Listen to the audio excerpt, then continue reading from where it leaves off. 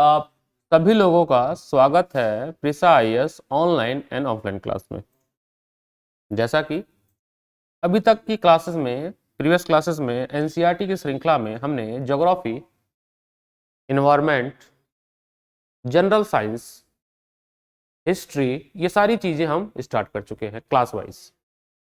और general science की अगर हम बात करें, जिसमें हम आपसे कहे थे कि बीपीएससी में और स्टेट पीसीएस में 30 सवाल आपके आने तय हैं। मेरे पीछे अगर आप देख पा रहे होंगे, यहाँ पे लिखा है लाइफ प्रोसेस। ये क्लास 10th की एनसीईआरटी है, जो कि बहुत ज्यादा इंपॉर्टेंट है। इसलिए इंपॉर्टेंट है कि यहाँ पे मानव पाचन तंत्र, human digestive system, human respiratory system, excretory system, blood circulatory system, human heart, ये सारी चीजें इसमें से पढ़ी जाती है। इसी के क्रम में आगे बढ़ते हुए एक चैप्टर है कंट्रोल एंड कोऑर्डिनेशन, जिसमें हम लोग ब्रेन के बारे में और हार्मोन्स के बारे में पढ़ते हैं। और हमारा जो कंट्रोल है, मतलब ब्रेन, स्पाइनल कॉर्ड, इनके बारे में चर्चा करते हैं। ये पूरा कंप्लीट एक टॉपिक है आपका मानव तंत्र को समझने के लिए, जो कि जनरल साइंस में बायोलॉजी का पार्ट होता है, जिससे अमूमन हर पेपर में 1 से 2 सवाल देखा गया है। अगर हम आपको जिस्ट बताएं कि हम क्या पढ़ने वाले हैं, उसके बाद हम इसको चालू करते हैं। तो मैं ब्लैक स्क्रीन पर जाता हूं और आपके लिए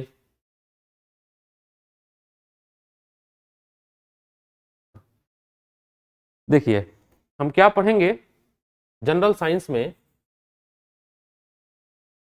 जनरल साइंस में जो बायो का पार्ट है,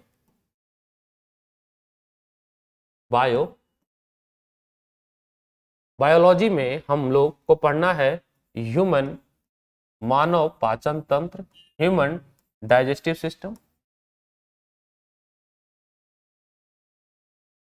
human digestive system, respiratory system, यानी कि रेस्पिरेशन सिस्टम पढ़ना है, जिसमें हम लोग लंग्स के बारे में पढ़ेंगे। डाइजेस्टिव सिस्टम में हम लोग हमारे एलिमेंट्री कैनाल के बारे में पढ़ेंगे, जिसमें हमारा माउथ से शुरू होगा, ठीक है। उसके बाद आपका stomach, small intestine, large intestine, फिर आपका एनस। इस तरह से पूरा फ्लो चार्ट हमारा रहेगा। लंग्स के फंक्शन के बारे में पढ़ने के बाद हम लोग अपने ह्यूमन बॉडी का सर्कुलेटरी सिस्टम पढ़ेंगे, यानी कि सर्कुलेशन के बारे में पढ़ेंगे। इसके लिए हम लोग पढ़ेंगे ह्यूमन हार्ट के बारे में पढ़ेंगे, ह्यूमन हार्ट के बारे में पढ़ेंगे, ह्यूमन हार्ट के बारे में पढ़ेंगे, ब्लड के बारे में पढ़ेंगे, कितनी तरह के ब्लड होते हैं, टाइप्स ऑफ ब्लड के बारे में पढ़ेंगे, और उसके कंपोजिशन के बारे में पढ़ेंगे। बात करें इसके बाद, सर्कुलेशन के बाद हम लोग एक्सक्रीशन के बारे में पढ़ेंगे, यानी रिमूवल के बारे में पढ़ेंगे। और रिमूवल में हम लोग पढ़ेंगे किडनी के बारे में, ठीक है, किडनी के बारे में पढ़ेंगे। इतनी चीज पढ़ने के बाद हम लोग कंट्रोल एंड कोऑर्डिनेशन पे आएंगे। तो कंट्रोल सिस्टम में हम लोग पढ़ेंगे स्पाइनल कॉर्ड के बारे में, स्पाइनल कॉर्ड के बारे में पढ़ेंगे, फिर ब्रेन के बारे में पढ़ेंगे, और फिर हार्मोन्स के बारे में पढ़ेंगे।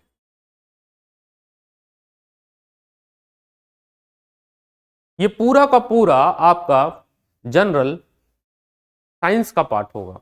ये पूरा का पूरा आपका जनरल साइंस का पार्ट होगा, जो कि आपके जनरल साइंस में बायो का पार्ट आएगा, जिससे कम से कम 2 सवाल आपके हर पेपर में आते ही हैं।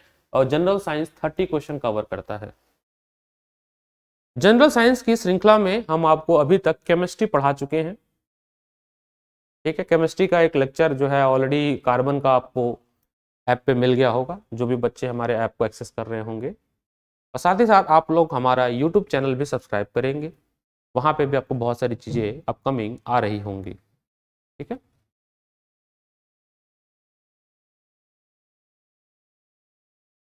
बात करें आपको एनसीईआरटी पे ले जाने से पहले, हम आपको थोड़ा सा जिस्ट देते हैं कि एक्चुअली में हम ह्यूमन डाइजेस्टिव सिस्टम में क्या पढ़ते हैं। हम जो भी फूड कंज्यूम करते हैं उसका फाइनल डाइजेशन किस तरह से होता है उसके बारे में पढ़ते हैं। जो फूड हम खाते हैं उसमें होता है हमारा कार्बोहाइड्रेट। जो फूड हम कंज्यूम करते हैं, जो फूड हम खाते हैं, फूड हमें क्यों खाना है, बिकॉज फूड जो है वो हमारे बॉडी में फ्यूल की तरह काम करता है। इसमें हमारा होता है कार्बोहाइड्रेट, कार्बोहाइड्रेट होता है। इसमें हमारा होता है प्रोटीन। इसमें हमारा नेक्स्ट होता है आपका फैट। इन सभी चीजों को हमें ब्रेक डाउन करना होता है, ठीक है। विटामिन और मिनरल्स भी होते हैं, ठीक है, बट ये ब्रेक डाउन नहीं होते हैं, ये ऑलरेडी एब्जॉर्ब हो जाते हैं बॉडी में। विटामिन प्लस मिनरल, विटामिन पे पूरी एक अलग क्लास बनेगी, किस किस विटामिन की कमी से कौन कौन सी डिजीज होती है और विटामिन के क्या सोर्स हैं, वो सारा एक पूरी क्लास में बताई जाएगी। कार्बोहाइड्रेट का फाइनल ब्रेकडाउन जो हमें अपने बॉडी में करना होता है वो ग्लूकोज के फॉर्म में करना होता है। C6H12O6 इसका फॉर्मूला है। प्रोटीन को हम लोग को अमीनो एसिड में करना होता है, और फैट को हमारा लिपिड्स या फैटी एसिड में हमें करना पड़ता है, ठीक है। फैट को हमें फैटी एसिड या लिपिड्स में हमें करना होता है, फैटी एसिड इसमें हमें ब्रेक डाउन करना पड़ता है। ये हमारा फाइनल प्रोडक्ट है, यानी स्मॉलेस्ट पार्ट है जो कि हमारे बॉडी में ब्लड के थ्रू एब्जॉर्ब कर लिया जाता है, ब्लड में एब्जॉर्ब कर लिया जाता है। क्योंकि जो चीज हम कंज्यूम करते हैं, जो चीज खाते हैं वो काफी कॉम्प्लेक्स होता है, उससे एनर्जी या उससे इन सब चीजों को एब्जॉर्ब करना वो संभव नहीं है, हमें उसे छोटे छोटे पार्ट्स में ब्रेक डाउन करना पड़ता है। तो सबसे पहले स्टार्ट होता है फिजिकल ब्रेकडाउन, जो कि हमारे माउथ से शुरू होता है, जिसमें हम लोग दांतों के थ्रू, जो हमारा टीथ है, बकल कैविटी है, वो हमारे खानों को पहले फिजिकली चर्निंग यानी कि स्मॉल पार्ट में तोड़ता है। फिर केमिकली हम तोड़ते हैं इसको, जिसपे हमारे बॉडी में पाए जाने वाले एंजाइम्स या बायोकैटलिस्ट जो है उसको ब्रेक डाउन करते हैं।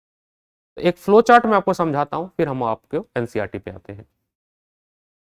तो हमारा डाइजेशन प्रोसेस जो है वो स्टार्ट हो जाता है माउथ से।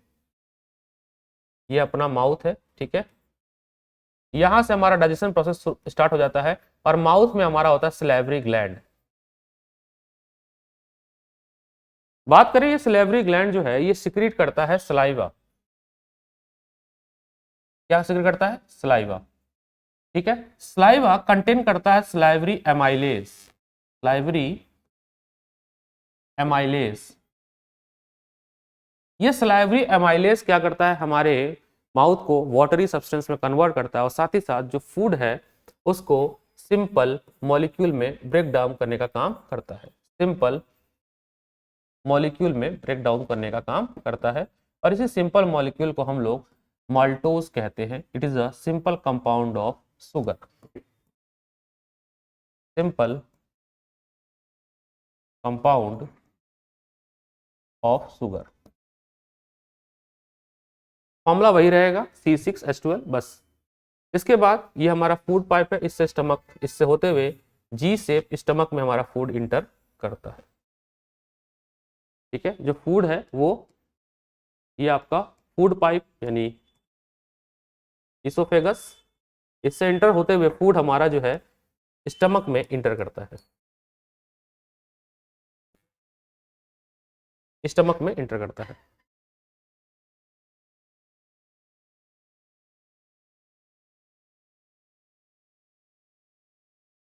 लगभग 5 से 6 घंटे तक फूड जो है, ये 4 से 5 घंटे ऐसे कहते हैं हम लोग, ये हमारे स्टमक में हमारा फूड स्टे करता है। उस दौरान ये फिर से ब्रेक डाउन होता है और हमारे स्टमक में पाया जाता है गैस्ट्रिक ग्लैंड। ये गैस्ट्रिक ग्लैंड सिक्रीट करता है हमारा गैस्ट्रिक जूस, गैस्ट्रिक जूस। ये गैस्ट्रिक जूस में क्या क्या होता है, इस गैस्ट्रिक जूस की बात करें तो हमारे बॉडी में गैस्ट्रिक जूस जो है वो पहला पाया जाता है HCl, दूसरा आपका है पेप्सिन, और तीसरा आपका जो पाया जाता है वो म्यूकस।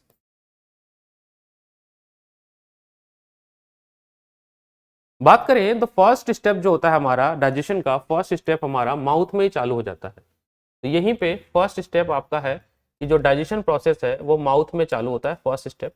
यहाँ पे सिंपल ब्रेकडाउन होता है। सेकेंड स्टेप आपका स्टमक में होता है। ये HCl क्या करता है, इसके दो काम होते हैं। पहला काम होता है HCl का कि जो फूड हमारे बॉडी में इंटर कर रहा है उसमें अगर कोई बैक्टीरिया हार्मफुल सब्सटेंस खाने के साथ इंटर कर जाता है तो उसको किल कर देता है, तो किल द हार्मफुल बैक्टीरिया।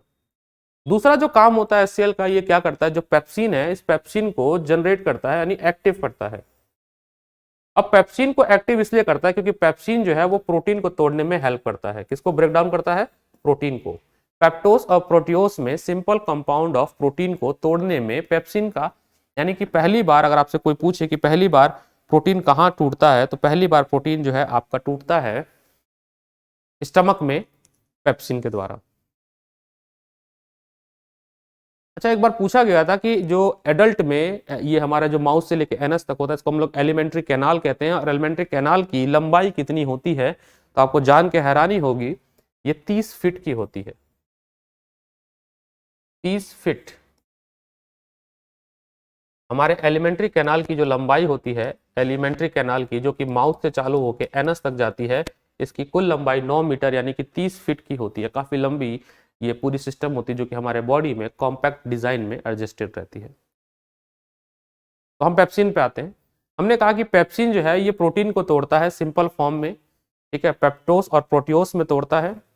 और म्यूकस क्या करता है, म्यूकस हमारे एक्सेस सिक्रीशन ऑफ HCl जिसके वजह से हमारे स्टमक में अल्सर हो सकता है उससे प्रोटेक्ट करने का काम हमारा म्यूकस करता है। तो म्यूकस क्या करता है, to protect from excess secretion of HCl। हमारे पेट में एसिडिक मीडियम जो जैसे कभी हो जाता है ना कि पेट में एसिडिटी हो गई है तो आप इनो या डाइजिन खाते हो, तो भगवान ने आपको पहले से डाइजिन आपके पेट में बना के भेजा हुआ है। तो नेचुरल डाइजिन आपका ये है, मेरा खराब हो गया है तो आए दिन गैस बनेगी आपको, है ना। तो म्यूकस जो है ये नेचुरल डाइजिन है जो कि आपके इस एसिडिटी को कंट्रोल करता है, साथ ही साथ आपके स्टमक की जो लेयर है वो खराब ना हो उसको बचाता है। अच्छा, शेप पूछ लिया था, तो शेप बेटा स्टमक जो होता है वो जे शेप का होता है। कैसा होता है, जे शेप का आपका स्टमक होता है। याद रखिएगा, सी शेप का नहीं होता है, जे शेप का होता है। याद रखिएगा, जे शेप का होता है।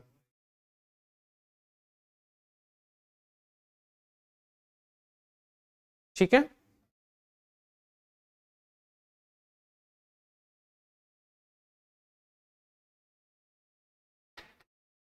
हमारे स्टमक की जो कैपेसिटी होती है वो 5 से 6 लीटर की होती है। अगर बात करें कैपेसिटी की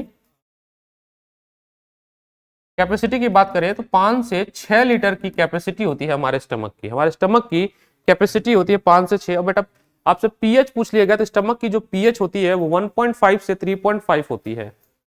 पीएच जो होती है ये होती है 1.5 से लेके 3.5 तक होती है। आपको पता होना चाहिए पीएच स्केल होता है जो कि मेजरमेंट करता है एसिड किसी भी चीज को कि वो एसिड है या बेस है। अगर किसी चीज का पीएच 7 है, ठीक है, ऐसे होता है 7 और 14, तो इधर की तरफ आप जब बढ़ोगे तो एसिडिक प्रॉपर्टी बढ़ेगी और इधर की तरफ बढ़ोगे तो बेसिक प्रॉपर्टी बढ़ेगी। यानी हमारा जो पेट है वो कैसा है, एसिडिक है। इसीलिए कहते हैं कि चाय और कॉफी का सेवन ज्यादा नहीं करना चाहिए क्योंकि आपका स्टमक खुद एसिडिक है, और आज चाय और कॉफी अगर आप पी रहे हो तो और ज्यादा जो है एसिड के चांसेस बनने के हैं। आप बात समझने की कोशिश करिएगा, ठीक है। ये जो गैस्ट्रिक जूस होता है इसका अगर आपसे कभी पीएच पूछ लिया जाए, गैस्ट्रिक जूस जो होता है बच्चा उसका पीएच आप याद रखिएगा। इसका पीएच अगर आपसे पूछ लिया जाए तो गैस्ट्रिक जूस का पीएच होता है 3। ठीक है, याद रखिएगा डाइजेशन में आपको मैंने अभी बताया कि स्टमक में केवल प्रोटीन टूटता है। याद रखिएगा, फैट अभी तक हमने फैट के बारे में बात नहीं किया और कार्बोहाइड्रेट के बारे में बात नहीं किया क्योंकि ये दोनों स्टमक में नहीं टूटते हैं। फैट और कार्बोहाइड्रेट स्मॉल इंटेस्टाइन में जाके टूटेंगे। देखिए कार्बोहाइड्रेट एक बार टूट चुका है कहां पे, माउथ में, याद रखिएगा। इसके बाद जब फूड टूटने के बाद आपका जो फूड है वो कॉइल लाइक स्ट्रक्चर होता है हमारे बॉडी में। नाम तो इसका स्मॉल इंटेस्टाइन है बट ये काफी लार्ज होता है, यहां पे जाता है।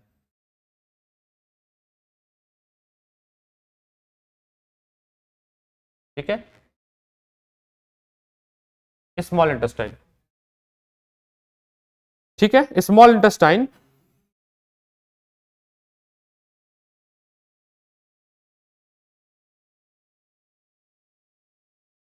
अगर हम बात करें स्मॉल इंटेस्टाइन की लेंथ की बात करें तो 6.25 से लेके 7 मीटर तक इसकी लंबाई होती है हमारे स्मॉल इंटेस्टाइन की।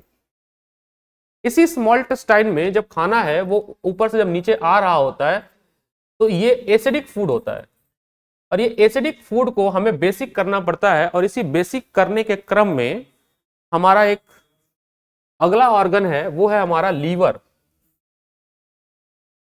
हमारा अगला ऑर्गन है लीवर।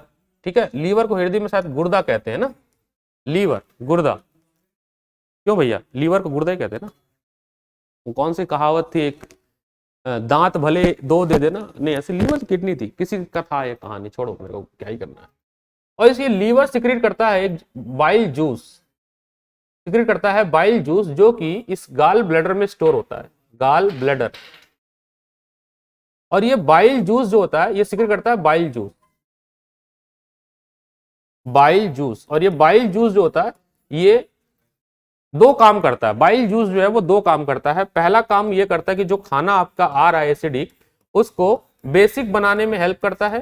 पहला काम है इसका कि बेसिक करता है फूड को, याद रखिएगा। और दूसरा काम बच्चों ये करता है कि जो फैट है उसको इमल्सिफाई करता है। इमल्सिफिकेशन का मतलब ऐसे ही समझ लीजिए, झाग निकालना, बटर जो आप दूध से निकालते हो उस प्रोसेस को हम लोग इमल्सिफिकेशन कहते हैं।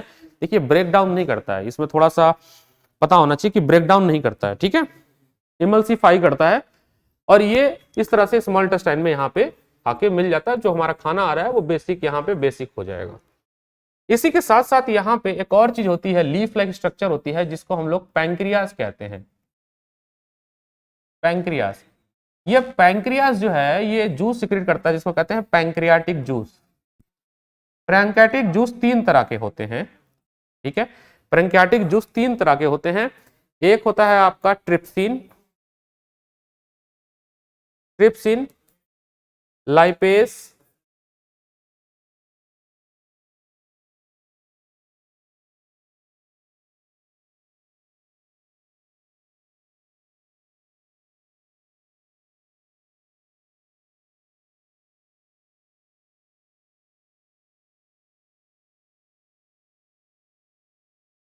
और एक और होता है एमाइलेस।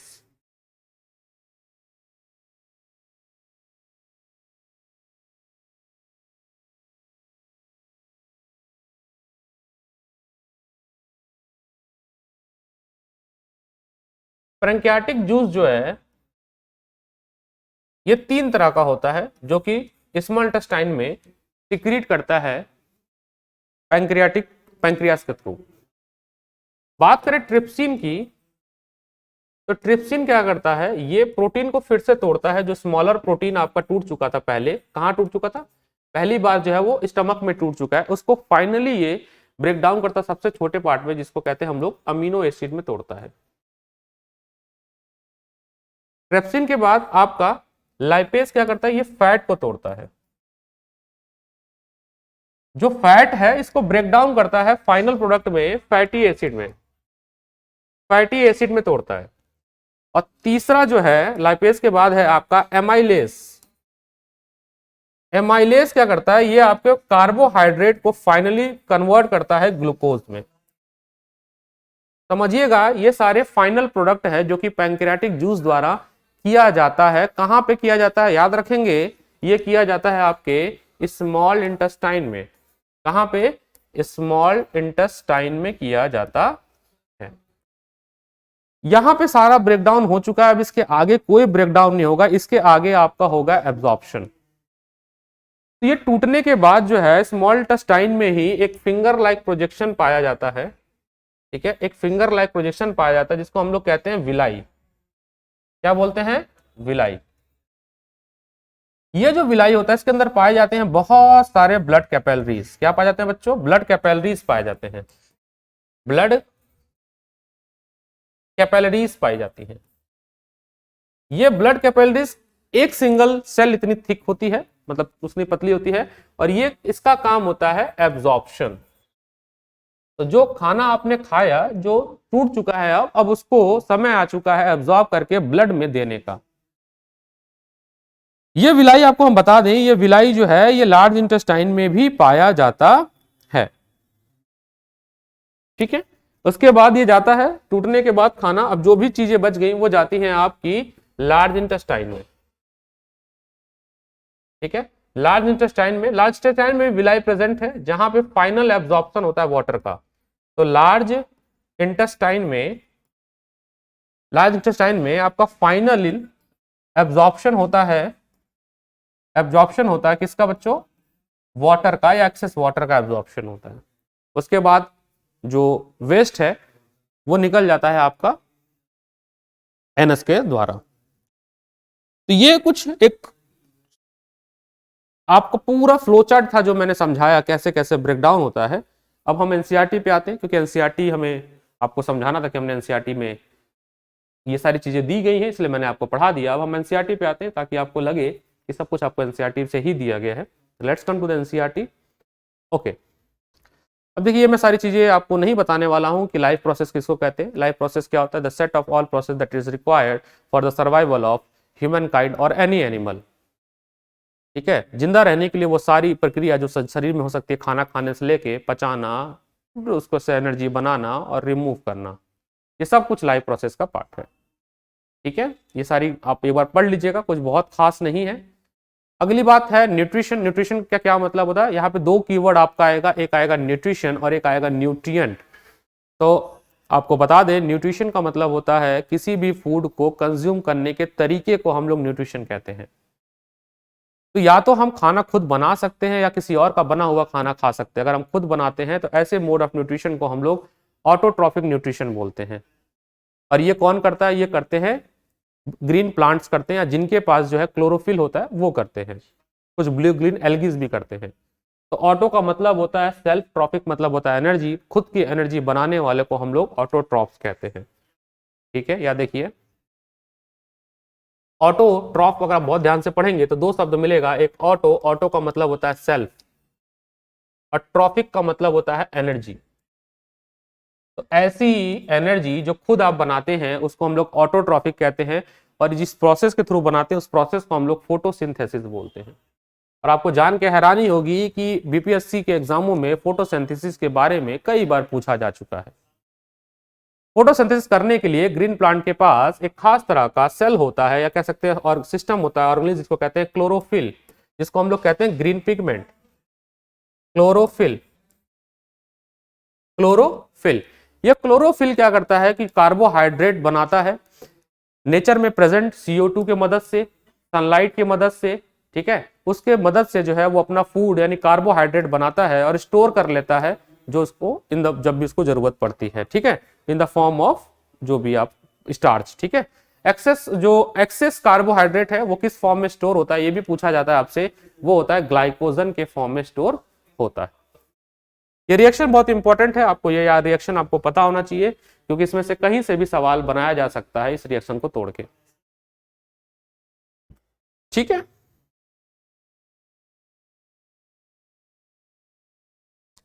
एक्सेस, ये भी जो गैसियस एक्सचेंज है ये प्लांट में स्टोमेटा पोर के थ्रू होता है। ये एक सेल में पाए जाने वाला एक एरिया है जहां से गैसियस एक्सचेंज या वाटर ट्रांसमिशन होता है, उसको हम लोग स्टोमेटल पोर कहते हैं।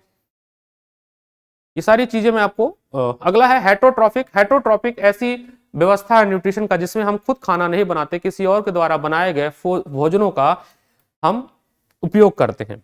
इसमें आपका जैसे मानव हो सकता है, ऐसे कुछ बैक्टीरिया, फंगस हो सकते हैं, सेप्रोफाइट हो सकते हैं। तो इस ऐसे तरीके को हम लोग हेटरोट्रॉफिक कहते हैं। हेट्रो मतलब अदर, ट्रॉफिक मतलब एनर्जी। ठीक है, इसमें सबसे सिंपलेस्ट जो है वो अमीबा के बारे में है। ये लेट्स कम टू द हमारा जो जितनी कहानी मैंने आपको समझाई थी ब्लैक बोर्ड पे, वो सारी कहानी यहां से ली गई है। ये जो पूरा फिगर है, आई होप ये दिख पाए आपको। Little bit it take some time to sync this thing. Okay okay, fair enough. ये पूरी जो चीजें हैं मैंने आपको समझाया। यहाँ से बकल कैविटी, माउथ में टीथ सिस्टम जो चर्निंग फिजिकल प्रोसेस करता है, इसोफेगस से होते हुए स्टमक में आता है, small intestine, large intestine, anus, appendix, pancreas, liver, bile duct, gall bladder, diaphragm. ये सारा मैंने आपको बताया कि किस तरह से फूड जो है आते हुए ये पूरे पैराग्राफ में जो मैंने आपको समझाया है उसी के बारे में ही इस पूरे पैराग्राफ में लिखा गया है। आप इसको पढ़ लीजिएगा घर पे बैठ के, इसमें से ऐसी कोई भी चीज नहीं है जो मैंने नहीं बताई है। जैसे इसमें लिखा होगा कि फूड का जो मूवमेंट होता है, contract and relaxation from small intestine to large intestine, इस मूवमेंट को हम लोग पैरालास्टिक मूवमेंट कहते हैं, जिसमें ऐसे सिकुड़ता है और फूड जो है वो आगे की तरफ जाता है। फूड पाइप में एक रिंग ऑफ कार्टिलेज होता है, जिससे ये मदद होती है कि अगर मान लो खाना नहीं खा रहे हो या एयर नहीं जा रही तो ये सिकुड़ के चिपके ना, तो ये एक सॉफ्ट बोन से बना होता है, इसको हम लोग रिंग ऑफ कार्टिलेज कहते हैं बच्चों। I hope it is very crispy to the point. Okay good, समझ आ रहा है आपको? I hope you are getting my point. इतनी सरलता से पता नहीं आप लोग ने पढ़ा कि नहीं पढ़ा, लेकिन हाँ मुझे ऐसा लगता है कि I am doing my best. और आपके जो भी सुझाव हो आप कमेंट सेक्शन में लिखिए, I will figure out the things. Okay, ये सारी चीजें मैंने आपको बता दी, एमल्सिफिकेशन ऑफ बाइल एक्सेट्रा ब्ला ब्ला ब्ला, ये सब आपको मैंने बता दिया। Okay, the next part is, ये सारा मैंने, नेक्स्ट पार्ट जो है, नेक्स्ट पार्ट आपका रेस्पिरेशन है, जिसमें लंग्स के बारे में पढ़ेंगे। उसको हम लोग अगले क्लास में 10 कुछ मिनटों के बाद जो है 5 मिनट के ब्रेक के बाद जो नेक्स्ट सेक्शन आएगा उसमें रेस्पिरेशन आएगा। यहाँ पे मैंने आपको डाइजेशन समझा दिया। तो आप लोग ऐप हमारा डाउनलोड कर लीजिएगा प्रिसाइज का गूगल प्ले स्टोर से, इसकी PDF आपको वहीं मिलेगी। और बने रहिएगा आप आने वाले ऐसे ही धाकड़ क्लास के लिए। तब तक अपना ख्याल रखें। Join precise, signing off, engineer अनुसर।